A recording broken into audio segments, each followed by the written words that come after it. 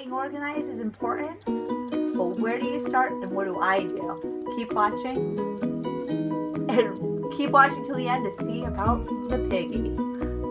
Hi guys, alrighty, so excuse my voice. I had surgery on Thursday that went really well, but I ended up with bronchitis the day after, and you know, it's played with my voice, but I wanted to do a video because I know it's been a little while and we only have 5 months until the wedding. So it is time for me to get on my butt and sit down and make some videos for you guys and get you guys kind of caught up and what's going on with the wedding. So today I want to talk about how I stay organized, kind of out and about doing things, and then how I keep my paperwork and contracts and everything organized. There's, you know, this day and age, if you can afford to pay and buy and have a wedding planner, perfect. I was not spending, I was quoted about $2,000 for a wedding planner. To me, not worth it for somebody to keep paperwork organized that I would have still been doing here. But if you're that type of person that isn't good at that type of stuff, or you don't have the time to keep things organized, then go for it. Whatever works for you, that's great. So, I'm also one that I like to cross things off and have checklists and have what I need to get accomplished for the wedding. So to do that, I have this little book that I got at David's Bridal. It was 15 bucks. It was because I was buying my fabric swatches that were $1 each, so I had to put it on my card because I didn't bring any cash with me, and I didn't want to just put $2 on, so I figured, this could be useful, and it has been very useful. So in here, I keep track of it as how many, well, at the beginning, because I bought this about a year ago, I was just kind of like, for the month, what I wanted to get accomplished. Alright, that was weird. My video just stopped midway. I have a little bing bong.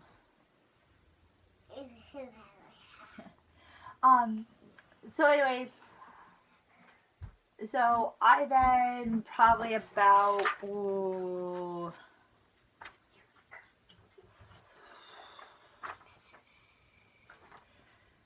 beginning of April, I started doing it by the weeks, because we had 31 weeks until I do it from Saturday to Friday, because we're getting married on a Friday.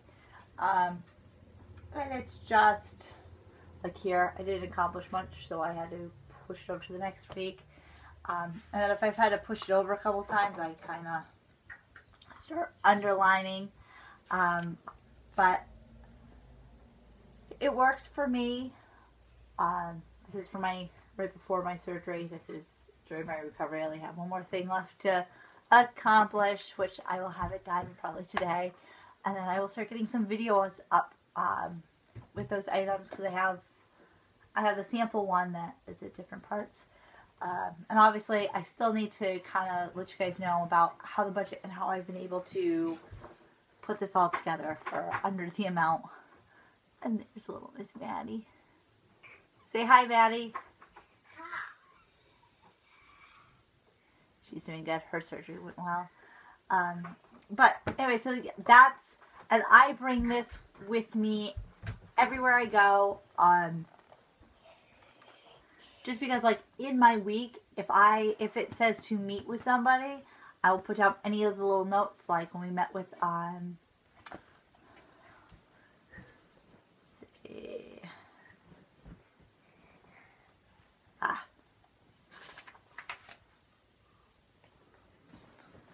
here I met with our my florist, and I was just writing down notes about like what flowers that he was using and everything like that, and what time it would be ready for on Friday.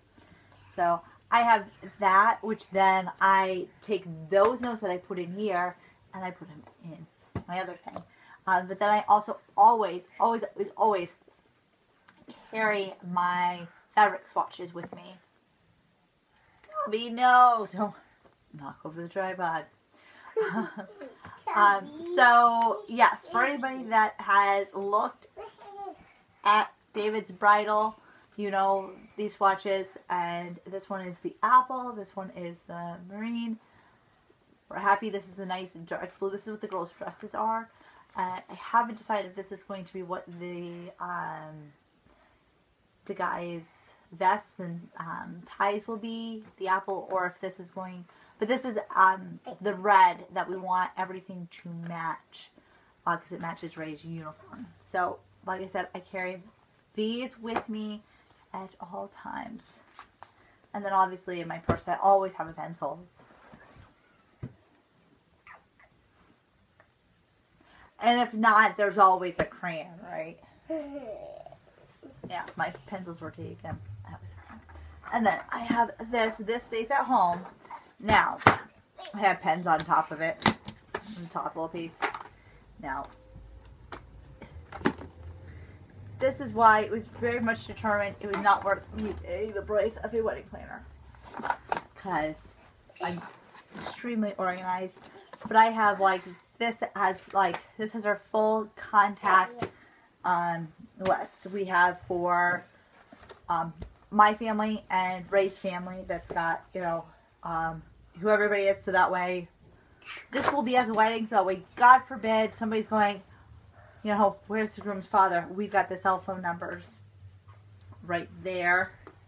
I then have my full vendor contact, so I have, you know, the reception. You know, if we're using a location, I then put also our contact person, basically meaning the person that I've worked with the most. So I have, you know, my florist, my makeup, hair, DJ.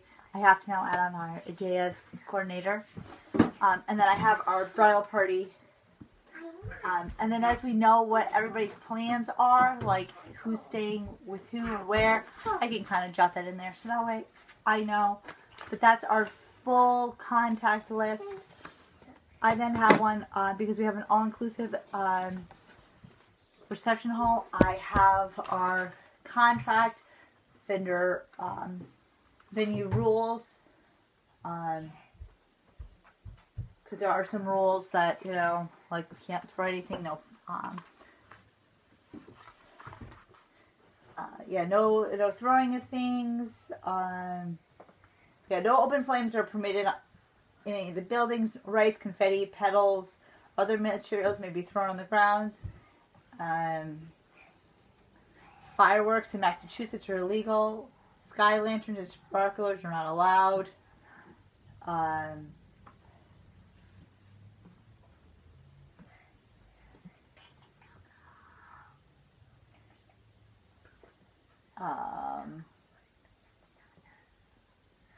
Yeah.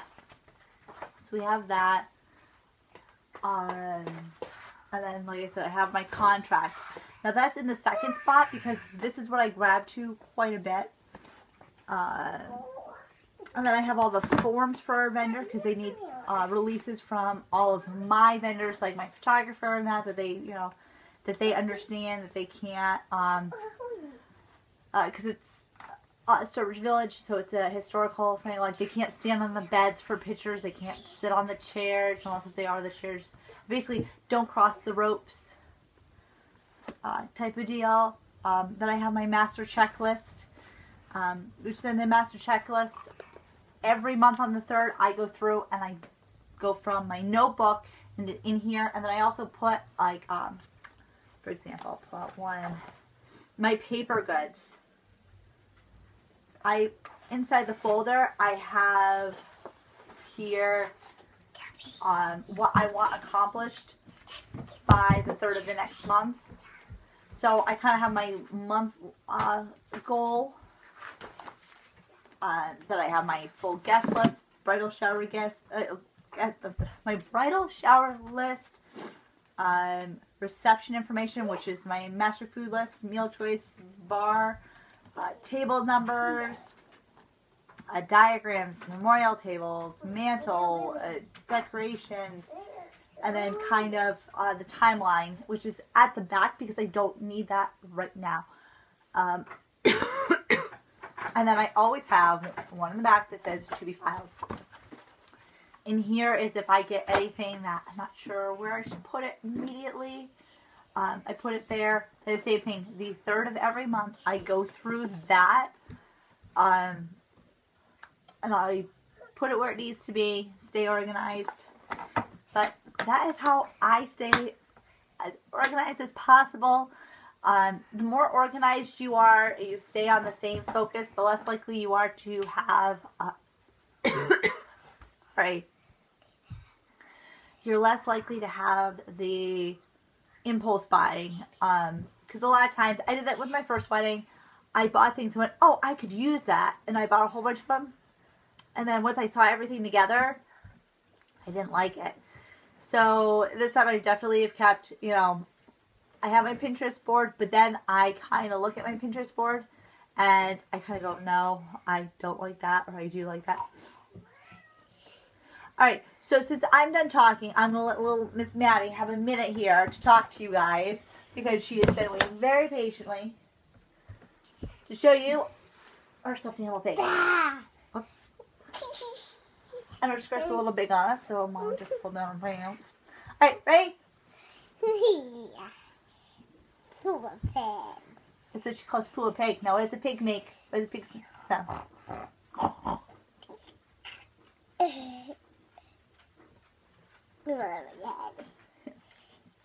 Alrighty, so I will talk to you guys next week. Bye-bye.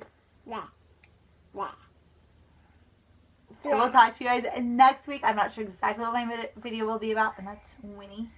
I think you guys have met Winnie. But we'll talk to you guys later.